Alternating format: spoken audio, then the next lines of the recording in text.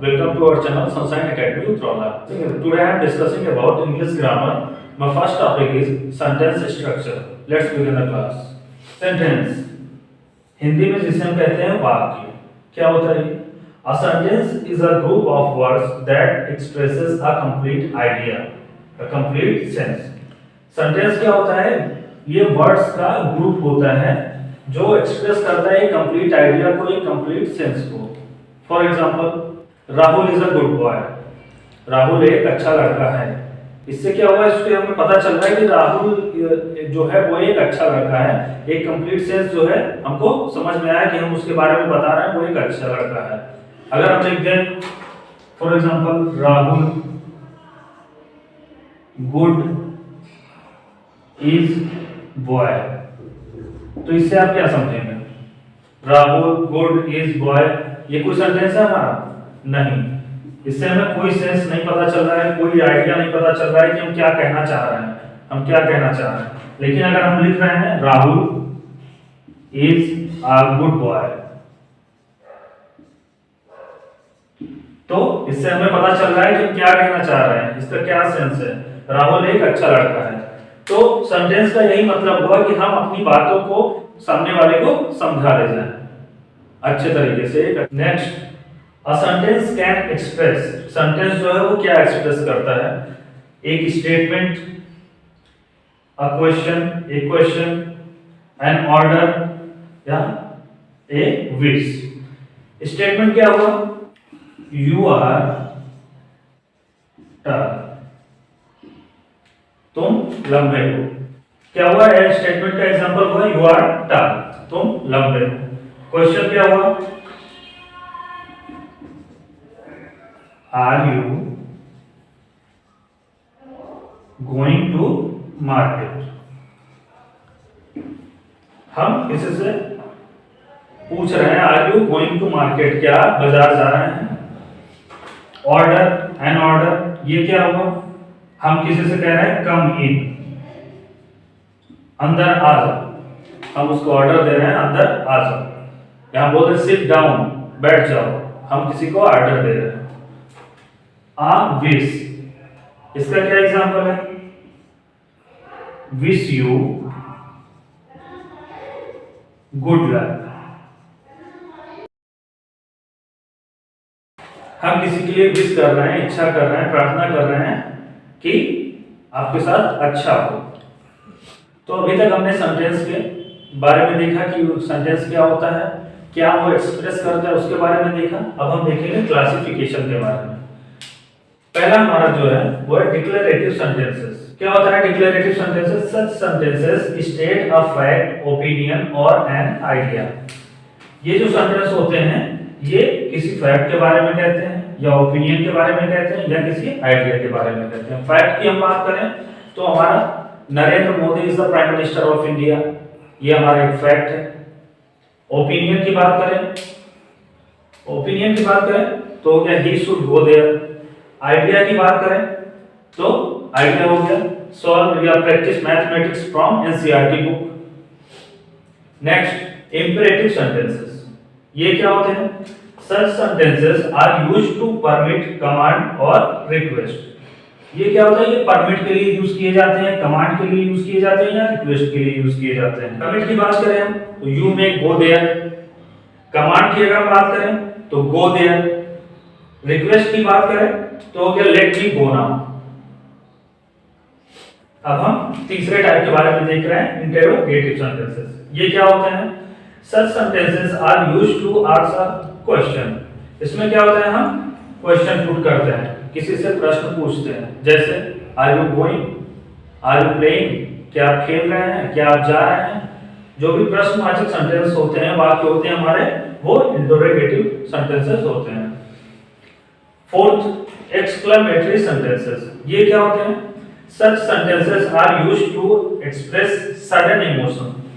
Sudden emotion मतलब अचानक कोई चीज हो जाए, इससे प्रभावित हो जाए, या हंसी की बात हो जाए, या खुशी की बात हो, या दुख की बात हो, उसके लिए जो सेंटेंस यूज होता है वो आता है हमारा एक्सक्लेमेटरी सेंटेंसेस में. उसका एग्जांपल देखते हैं हम. O H, oh what a cold. marvelous, fantastic, ये सारे हमारे एक्सक्लेमेटरी सेंटेंसेस के एग्जाम्पल। अब हम सेंटेंस के लास्ट टाइप ऑप्टेटिव सेंटेंस के बारे में देखते हैं। ये क्या होता है? These sentences express wishes, prayers, blessings, curse। Wish किसी को विश करना, good morning, good afternoon, good evening. Prayers में हो गया may you have a long life, blessings में हो गया गॉड ब्लेस यू, कर्स में हो गया go to hell, I wish you get chicken pox. ये सारी हमारी कर्स में आ गई। कर्स क्या होता है? किसी को श्राप देना, श्राप देना। जो हमारा ऑप्टेटिव सेंटेंस होता है जैसे गुड मॉर्निंग,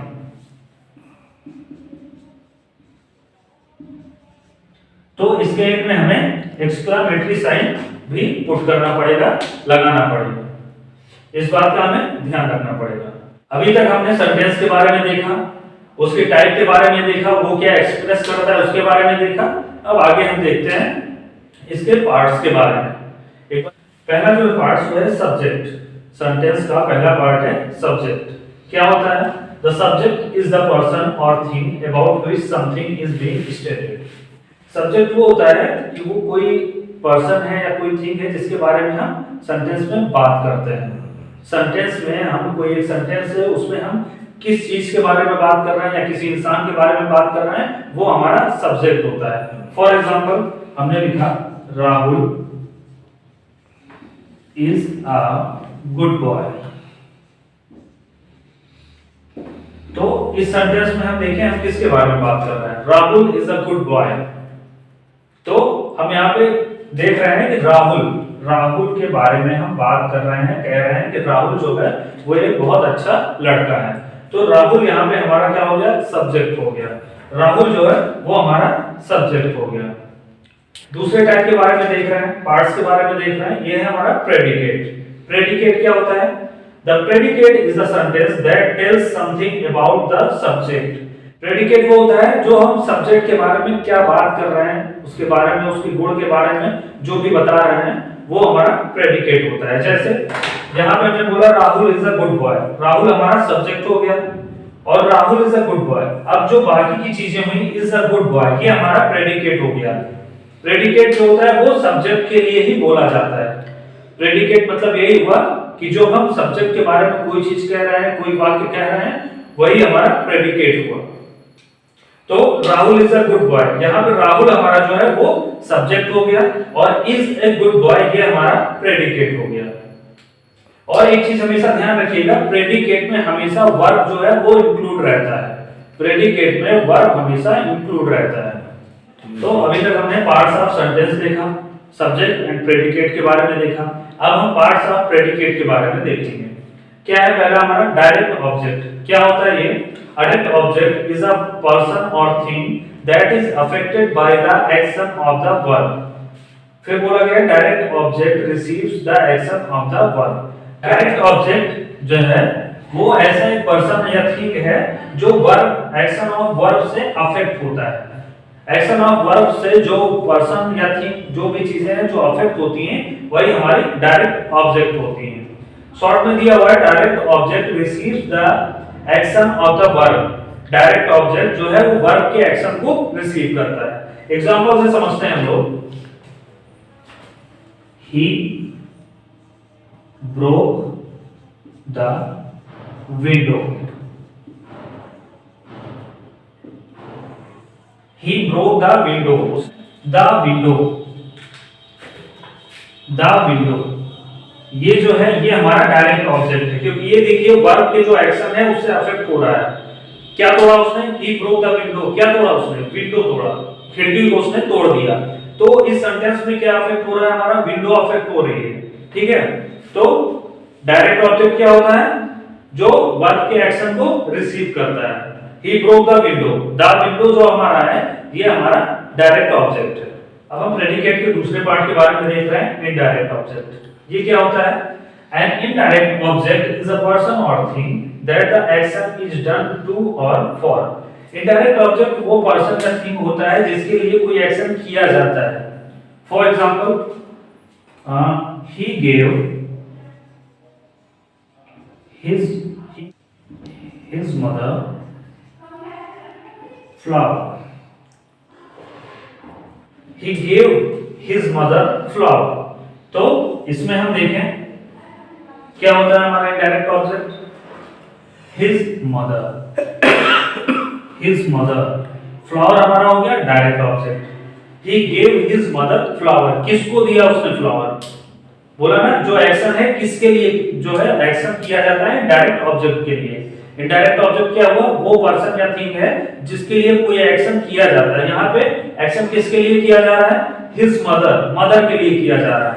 तो his mother is an indirect object. His mother जो है ये हमारा इनडायरेक्ट ऑब्जेक्ट है, फ्लावर हमारा क्या है, डायरेक्ट ऑब्जेक्ट है। That's all for today. Tomorrow I will discuss more about these topics. Thank you so much. Please like, share and subscribe our channel.